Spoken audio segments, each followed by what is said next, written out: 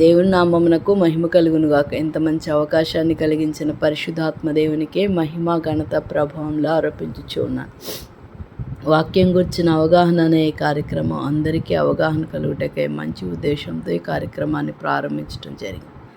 ఈ 1258వ ఎపిసోడ్గా యెహోషువ గ్రంథం 14వ అధ్యాయాన్ని మనం ధ్యానించుకుందాం అండి. 14వ అధ్యాయం అంతా ఒక భాగాన్ని గురించే మనకి తెలియచేయబడతా ఉంది. అది యోర్దాను పడమరగా ఉన్న భూభాగాన్ని గురించి మనకి తెలియచేయబడుతుంది.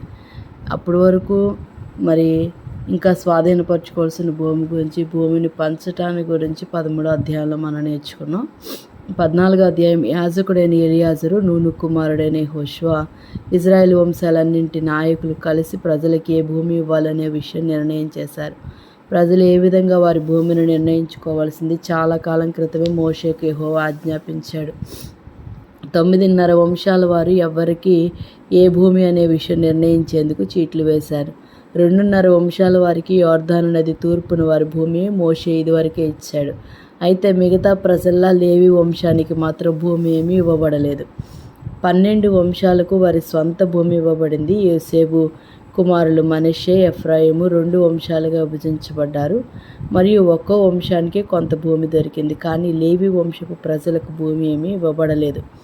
వారు నివసించేందుకు కొన్ని పట్టణాలు మాత్రమే ఇవ్వబడ్డాయి. ఈ పట్టణాలు ప్రతి వంశం వారి భూమిలోనూ ఉన్నాయి.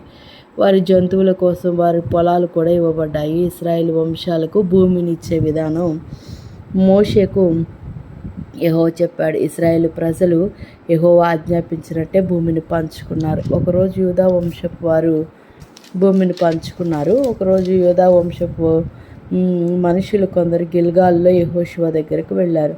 కెనిజీ వాడైన యెఫున్నె కుమారుడైన కాలేబు వారిలో ఒకడిగా ఉన్నాడు. అంటే యెహోషువ, కాలేబు కలిసి ఎక్కడ మంచి సాక్ష్యాన్ని చెప్పారు కనుక వారిద్దరే మరి ఇశ్రాయేలు కనాను ప్రాంతం చేర్చబడ్డారు అని మనకి వాక్యం ముందుగా మనం నేర్చుకున్నాం. అది జీవిత సత్యం. అయితే ఎప్పుడైతే వాళ్ళు హృదయపూర్వకంగా దేవుని సన్నిధిలో మరి దేవుని మాట మీద, దేవుని మీద ఎంత నమ్మకత్వాన్ని కలిగి ఉన్నారో వారిలో ఒకడు కాలేబు. అయితే కాలేబు యెహోషువతో చెప్పాడు, కాదేషు బర్నేయాలో యెహోవా చెప్పిన సంగతులన్నీ నీకు జ్ఞాపకమే ఉన్నాయి. యెహోవా తన సేవకుడు అంటే దేవుని మనుష్యుడు అని అర్థం అన్నమాట. సేవకుడు అంటే మోషేతో మాట్లాడుతూ నిన్ను నన్ను గుర్తు చెప్పాడు. మనం వెళ్ళబోతున్న దేశాన్ని చూసి రమ్మని యెహోవా సేవకుడు మోషే నన్ను పంపాడు. అప్పుడు నా వయసు 40 సంవత్సరాలు. నేను తిరిగి వచ్చినప్పుడు ఆ దేశాన్ని గుర్చిన నా అభిప్రాయం నేను మోషేతో చెప్పాను. అయితే నాతో పాటు వెళ్ళిన ఇతర ప్రజలు భయపెట్టే విషయాలను వారితో చెప్పారు.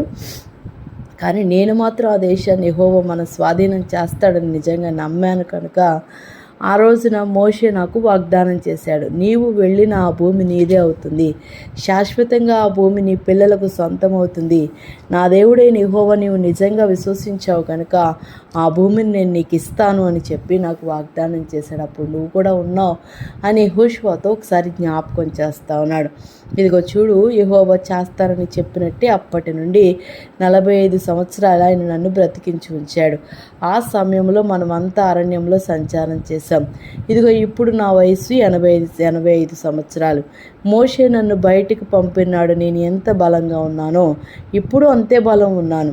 అప్పట్లాగానే పోరాడేందుకు ఇప్పుడు నేను సిద్ధంగా ఉన్నాను కనుక చాలా కాలం క్రిందట యెహోవా నాకు వాగ్దానం చేసి నా కొండ చర్యను ఇప్పుడు నాకు ఇయ్యి. అప్పట్లో కొండ చర్యను నాకు ఇయ్యి. బలాఢ్యుడైన అనాకీ ప్రజలు అక్కడ నివసించినట్టు అప్పట్లో నీవు విన్నావు. మరియు ఆ పట్టణాలు చాలా పెద్దవి, మంచి కాపుదల్లో ఉన్నవి. కానీ ఇప్పుడు ఒకవేళ యెహోవా నాతో ఉన్నాడేమో, యెహోవా చెప్పినట్టు నేను ఆ భూమిని తీసుకుంటాను. యెఫున్నె కుమారుడైన కాలేబును యెహోషువ ఆశీర్వదించాడు. చూడండి, యెహోషువ అతనికి హెబ్రోను పట్టణాన్ని స్వంతంగా ఇచ్చాడు. ఏదైతే ఇద్దరు కలిసి ఉన్నప్పుడు దేవుడు మోషే ద్వారా మాట్లాడిన మాటను 45 సంవత్సరాల తర్వాత జ్ఞాపకం చేస్తే యెహోషువ ఖచ్చితంగా ఆశీర్వదించాడంట అతన్ని. తను ఏదైతే ఇస్తానని దేవుడు వాగ్దానం చేశాడో మోషే ద్వారా అది అతనికి ఇచ్చారు. కానీ మనమైతే ఏం చేస్తాం, ఇద్దరం కలిసి ఉండి కొన్ని రోజుల క్రితమో కొన్ని సంవత్సరాల క్రితం ఏదైనా మాట తీసుకుంటే అది తల్లిదండ్రులైనా, అన్నదమ్ములైనా, అక్క చెల్లెలైనా, ఎవరైనప్పటికీ అక్కడ ఒక సేవకుడు, ఒక సంఘము, కలిసి ఉన్న ఇద్దరు స్నేహితులు ఎవరైనప్పటికీ మనకి విరోధ భావం వస్తుంది. ఎందుకు ఇవ్వాలి ఇప్పుడు, అప్పుడు ఏదో చెప్పాడు నేను సరిగా వినలేదు, లేకపోతే నేను మర్చిపోయాను, అప్పుడు ఎప్పుడో జరిగినాయి మళ్ళీ అప్పుడు చెయ్యాలా అని చాలా రకాలుగా ఎదుట వ్యక్తికి ఏదైనా ఆశీర్వాదం కలుగుతుందంటే వారికి ఆటంకంగా నిలబడింది మొట్టమొదటిగా మనమే అక్కడ కనపడతాం కదండి. ఈరోజు మనం దాన్ని జ్ఞాపకం చేసుకుంటే యెహోషువ ఎంత నిజాయితీపరుడుగా ఉన్నాడో ఆలోచించండి. హెబ్రోను నాకు కూడా కావాలి, మన ఇద్దరం కలిసే కదా చెప్పాం, ఇద్దరికి కలిసే కదా ఆయన ఇస్తానన్నాడు, ఒకవేళ ఇద్దరికి కలిస్తే సహాసకం పంచుకుందాం కదా అని యెహోషువ అడగలేదు. యెహోషువకి ఇహలోక ఆశలు అనేవి తన జీవితంలో లేనట్టుగా మనం చూస్తూ ఉన్నాం. నేను నా కుటుంబం యెహోవాని సేవించదమని చెప్తున్న యెహోషువ జీవితం వలె మనం కూడా ఉండాలని మరొకసారి పరిశుద్ధాత్మ దేవుడు ఈ ఉదయకాలం మనతో మాట్లాడుతూ ఉన్నారు. మరి నీవు నేను ఎలా ఉంటున్నాము దేవుని సన్నిధిలో, ఎలా ఉంటున్నాం, మన జీవితాన్ని ఎలా అర్పించుకుంటున్నాం దేవునికి, ఆయన ఎంత నిజాయితీ, అధికారం వచ్చింది, పంచిపెట్టగలిగిన యోగ్యత వచ్చింది, మోషేకు తోడైనట్లే నీకు కూడా తోడే అంటే మోషేటంతటి నాయకుడిగా మార్చబడ్డాడు, విరామం లేని యుద్ధాలు చేశాడు, భూమినంతటిని సంపాదించి పెట్టాడు, ఇశ్రాయేలుకు ఒక నాయకుడిగా, సేవకుడిగా, దేవుని యొక్క యాజకుడిగా అక్కడ పనిచేస్తూ ఉన్నాడు, పరిచారకుడిగా, ప్రవక్తగా, అతనికి తిరుగులేని మకుటం లేని మహారాజు, నీ ఎదుట ఎవరు నిలబడలేరని యెహోషువతో దేవుడు చెప్తా ఉన్నాడు. నీవు ధైర్యం విడవద్దు, నేను నీకు తోడుగా ఉంటా. అలాంటి యెహోషువ దగ్గరికి కాలేబు వచ్చి చెప్తూ ఉన్నాడు, నేను ఆనాడు మన ఇద్దరం కలిసినప్పుడు మోషే ద్వారా ఏదైతే దేవుడు వాగ్దానం చేశాడో అది పొందుకోవడానికి, ఇప్పుడు పోరాటం చేయడానికైనా, అప్పుడు అనాకీలో పెద్ద ఎత్తు కలిగిన వారు, అక్కడ ఉన్నవన్నీ కూడా ప్రాకారం కలిగిన పట్టణాలన్నీ చాలా పెద్దవి, అక్కడ మనుషులు పెద్దవారు, భయంకరమైన పరిస్థితి అని ప్రజలందరూ చెప్పిన నేను నా దేవుడు అది మనకిస్తాడని నమ్మాను, కాబట్టి అది నేను ఇప్పుడైనా పోరాటం చేయగలను, నాకు అప్పుడెంత బలం ఉందో ఇప్పుడు అంతే బలం ఉంది అని అంటున్నాడు. నిజమే, కాలేబుని యెహోషువని దేవుడు బలపరిచాడు. యెహోవా చేత బలమునందిన నరులు ధన్యులని దేవుని యొక్క వాక్యం సెలవిస్తూ ఉంది. ఆయన వలన బలమునందితే మనకి వయసుతో లేకపోతే బలహీనత ఉన్న ఎలాంటి పరిస్థితులున్న దేవుని ఆత్మచేత నింపబడిన వారు ఏ పరిస్థితిలోనైనా పోరాటము, యుద్ధము, దేవుని సన్నిధిలో శత్రువు ముందు, అపవాది ముందు, మనుషుల ముందు, మనకి తెలియని అనేకమైన పరిస్థితుల ముందు, ఎప్పుడు ఎన్నడి చూడని అనేకమైన అగాధమైన పరిస్థితుల ముందు, మన ముందు ఎప్పుడు తొలగిపోని పరిస్థితులు, ఇది జరగదని అనేక మంది మన ముందు చెప్తా ఉన్నా వాటి ముందు నిలబడి యుద్ధం చేసే శక్తిని పరిశుద్ధాత్మ దేవుడు నీకు నాకు ఇవ్వబోతా ఉన్నాడు. కానీ అటువంటి వాటిని మనం కోరుకోం. కానీ ఈజీగా ఎవరైనా ఏదైనా తెచ్చిస్తే అది మనకు వచ్చేయాలి, మనం కష్టపడకూడదు అనుకునే మనస్తత్వాన్ని కలిగి ఉన్నాం ఇప్పుడున్న జనరేషన్లో. మరి ముందున్న మన జీవితాల్లో ఇప్పుడు అస్సలు బిడ్డలు ఎవ్వరూ కష్టపడడానికి ఇష్టపడరు. కానీ మనము వారికి మాదిరిగా ఉన్నప్పుడే, మన బిడ్డలకి మాదిరిగా ఉంటే, మన చుట్టూ ఉన్న వారికి, సంఘంలో ఉన్న వారికి మన కష్టపడి పనిచేసి, కష్టపడిన వాడు జీతానికి పాత్రుడు కాదంటున్నాడు, కష్టపడిన వాడు భోజనమే చేయకూడదు అంటున్నాడు. అంటే ఊరకనే కూర్చోకూడదు అని దేవుని యొక్క వాక్యం సెలవిస్తుంది. మీకు ఇచ్చిన పనిలో, నిన్ను ఈ లోకంలోనికి తీసుకొచ్చిన పనిలో, నీవు ఒక మిషనరీ యాత్రగా, ఒక మిషనరీ జీవితంలో నీకు ఒక్కరినే అప్పగించారు మా మిషనరీ యాత్రలో, ఆ ఒక్కరి కొరకే ప్రయాసపడు. ఒకలైతే 100,000 మందిని నీకు అప్పగిస్తే ఆ 100,000 మంది కూడా అదే విధంగా కష్టపడు. వారి దగ్గర ఇది పెద్ద ఈజీగా అయిపోతున్న హాయి పట్టణం దగ్గర ఇశ్రాయేలు చూసినట్టుగా మనం ఎవరూ అలా చూడకూడదు. ప్రతి చోట కూడా మన ఎఫర్ట్నంతా పెట్టి దేవుని కొరకు ఒక ప్రత్యేకమైన రీతిలో ఉండాలని ఇక్కడ కోరుకుంటున్నట్లుగా మనం చూస్తూ ఉన్నాం. యెఫున్నె కుమారుడైన కాలేబు చెప్తున్నాడు, యెహోషువను ఆశీర్వదించాడంట. యెహోషువ ఆశీర్వదించాడు. యెహోషువ అతనికి హెబ్రోను పట్టణాన్ని సొంతంగా ఇచ్చేశాడు. ఇప్పటికీ ఆ హెబ్రోను పట్టణం కెనిజీ వాడకు యెఫున్నె కుమారుడు కాలేబుకు చెందినదై ఉంటుంది. ఇశ్రాయేలు యెహోవా దేవుడు అతనిని నమ్ముకొని విధేయుడైనందువల్ల ఇప్పటికీ ఆ భూమి తన ప్రజలకు మాత్రమే చెంది ఉంది. గతంలో ఆ పట్టణంలో కిరియత్ అర్బా అని పిలువబడింది. అనాకీ ప్రజలకల్లా మహా గొప్పవాడైన అర్బా అనే పేరు ఆ పట్టణానికి పెట్టబడింది. ఆ తర్వాత దేశంలో శాంతి నెలకొంది. ఇవన్నీ జరిగినప్పుడు యుద్ధాలు చేశారు. దేవుని బిడల కొరకు అనేకమైన ప్రాంతాలను సంపాదించాడు యెహోషువ దేవుని తోడుతో. అలాగే కాలేబు కూడా తోడుగా ఉన్నాడు. అనేక మంది అక్కడ దేవుని ప్రజలు సహకరించారు. ఆ తర్వాత అక్కడ శాంతి నెలకొన్నట్లుగా మనం చూస్తూ ఉన్నాం. అలాగే దేవుని విశ్వాసంతో దేవుని వాగ్దానాన్ని స్వాస్థ్యాన్ని సంపూర్ణంగా పొందుకున్నాడు. విశ్వాసులు కొత్త ఒడంబడికను అనుసరించి చూపే నమ్మకత్వానికి తండ్రి అయిన దేవుడు వాగ్దానం చేసిన పరిశుద్ధాత్మను పొందడానికి కూడా అతని జీవితం చక్కని ఉదాహరణగా మనకి కనబడతా ఉంది.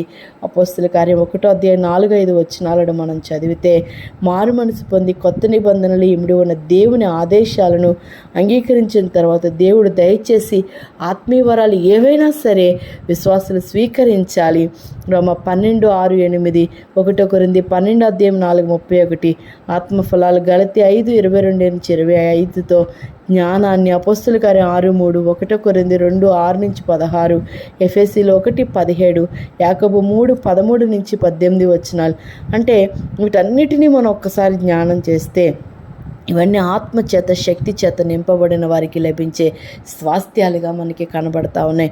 అపోస్తుల కార్యం 1:4-8 వచనాలు, 2:4 వచనాన్ని మనం చూస్తే దేవుని యొక్క ఆత్మ కార్యాలను సంపాదించడానికి యెహోషువ కాలేబులు ఎంతగా దేవుని కొరకు ప్రయాసపడ్డారు.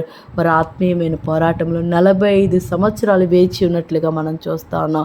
మనకు 1, 2, 3 సంవత్సరాలు వేచి ఉంటే వయసు అయిపోతుంది. ఇక ఈ వాగ్దానాలు ఎప్పుడు నెరవేర్చబడతాయి? ఈ వాగ్దానం అసలు ఉందా? అసలు దేవుడే చెప్పాడా? అప్పుడు నేను సరిగా విన్నానా? లేకపోతే అక్కడ చెప్పింది కరెక్ట్ కాదేమో, ఒకవేళ నాతో మాట్లాడింది దేవుడు కాదేమో, ఇలా అనేకమైన ఆలోచనలు మన జీవితాల్లోనికి వచ్చేస్తాయి. అవన్నీ కాదు. దేవుడు మాట్లాడితే ఆ మాటని ఎన్ని సంవత్సరాలైనా నీవు చూస్తుండగానే నీ తరతరాలకి దేవుడు ఇవ్వడానికి ఆయన ఇష్టపడతా ఉన్నాడు. అలాగే ఈ లోక సంపద అయిన వాటి పట్ల ఎంతో నమ్మకత్వాన్ని కలిగి వాటన్నిటినీ పొందుకోవాలి, స్వాస్థ్యాలుగా ఇవ్వాలని కోరుకుంటున్నావేమో.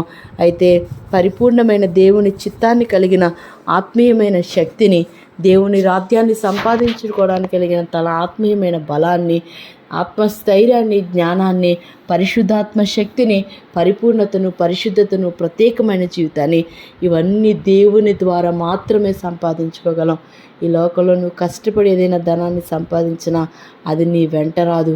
నువ్వు సంపాదించుకున్న వస్తువులు కానీ, వస్త్రాలు కానీ, నీ ఒంటి మీద ఉన్నది ఏది కూడా తల్లి గర్భంలో నీవు ఎలా ఉన్నావో మరలా తిరిగి అలాగే మంటికి నీవు చేర్చబడతావు. ఈ లోకంలో సంపాదించుకోవడం అంతా అశాశ్వతమైంది. ఒకరోజు దాన్ని విడిచిపెట్టవలసిన స్థితి ప్రతి వ్యక్తికి ఇది తథ్యం. కానీ మనం ఏం చేయగలుగుతున్నాం? దేని కొరకు మనం ప్రయాసపడుతున్నామో? యెహోషువ కాలేబుల వలె ఆత్మీయమైన స్థితిలో దేవుని యొక్క ప్రజల కొరకు, దేవుని యొక్క చిత్తాన్ని నెరవేర్చుట కొరకు వారు పడిన ప్రయాస, పరిశుద్ధాత్మ శక్తిని పొందుకోవడానికి ఆ మేడగదిలో మరి దేవుని మాట కొరకు వేచి ఉన్న వారి వలె దేవుని చిత్తం కొరకు అనేక మంది ప్రజలు దేవుడి యొక్క మాటను, ఆ పరిశుద్ధాత్మ శక్తిని పొందుకోవడానికి ప్రయాసపడినట్లుగా నిజమైన ఆత్మీయమైన శక్తిని పొందుకుంటూ వెనక ఉన్నవన్నీ మర్చి ముందున్న వాటి కొరకు వేగిరపడుతూ దేవుని రాజ్య సువార్తలో దేవుని కొరకు మన జీవితాలను మన జీవితాలను సమర్పించుకుంటూ అనేక మందిని దేవుని కొరకు సంపాదించుదాం. అట్టి కృప పరిశుద్ధాత్మ దేవుడు మన అందరి కుటుంబాలకు అనుగ్రహించునుగాక. దేవుడి కొద్ది మాటలు మన వినికిడిలో ఆశీర్వదించునుగాక. ఆమేన్. చిన్న ప్రార్థన చేసుకుందాం అండి. మహోన్నతుడ సర్వాధికారి తండ్రి, నీకే వందనాలు ప్రభు. ఈ ఉదయకాల సమయంలో మరొకసారి మీరు మాతో మాట్లాడినందుకు వందనాలు. నిజమే ప్రభు, ఆత్మీయమైన శక్తిని పొందుకోవడానికి కొన్నిసార్లు పడిపోయిన స్థితిలో ఉన్నాం తండ్రి. కొన్నిసార్లు మీ ఆత్మను అర్థం చేసుకోలేక మిమ్మల్ని గాయపరుస్తూ దుఃఖపరుస్తూ ఉన్నాను. ఆయన క్షమించండి తండ్రి. ఈ ఉదయకాలం మరొకసారి తట్టి లేపారు నాయన. అయ్యా మీ హృదయాన్ని గాయపరచుకుని, మీ హృదయాన్ని అర్థం చేసుకుని, నీ రాజ్యం కొరకు ప్రయాసపడుతూ మమ్మల్ని, మా కుటుంబాలు మీకు సమర్పించుకుంటూ అనేక మంది కొరకు మీ కొరకు సంపాదిస్తున్నాయన. మీ రాజ్యం కొరకు ప్రయాసపడే భాగ్యాన్ని మా అందరికీ దయచేయండి. ప్రత్యేకమైన జీవితం, పరిశుద్ధమైన జీవితం, పరిశుద్ధాత్మ శక్తిని మాకు అనుగ్రహించండి. వెనక ఉన్నవన్నీ మర్చి ముందున్న వాటి కొరకు వేగిరపడుతుంది. రాజ్య సువార్తల ముందుకు కొనసాగే భాగ్యాన్ని దయచేయండి. మా ప్రాణాత్మ దేహములు మీ సొంతం చేసుకోండి. వెనక ఉన్నవి మర్చి ముందున్న వాటి కొరకు ముందుకు వెళ్ళడానికి సహాయం చేయండి. ఉదయకాలం ఎవరిని క్షమించాలి, ఎవరి గురించి ప్రాధాయపడాలి, ఎవరిని నీ సన్నిధికి తీసుకుని రావాలి, అన్ని విషయాలు మాకు తెలియచేసి జ్ఞానాన్ని నేర్పించి అయా ఈ లోకంలో జరుగుతున్న ప్రతి పరిస్థితి ముందు కాలేబు అయ్యా ఇదిగో తండ్రి యెహోషువ వలె నిలవబడి నాయన ఆనాడు మీరు పరిశుద్ధాత్మ శక్తితో నింపినప్పుడు మమ్మల్ని రక్షించినప్పుడు ఎంత బలాన్ని అయితే కలిగి ఉన్నామో మళ్ళీ ఈ దినము కూడా ఆ పోరాటంలో నిలబడడానికి అంతే బలాన్ని మాకు అనుగ్రహించమని మీకే సమర్పించుకుంటూ సహాయం చేస్తున్న దేవునికి మహిమ చెల్లిస్తూ యేసు నామములో అడిగి పెట్టుకుని ప్రార్థించుచున్నాను తండ్రి. ఆమేన్. ప్రైజ్ లార్డ్ అమ్మ. God bless you. అందరికీ వందనాలు.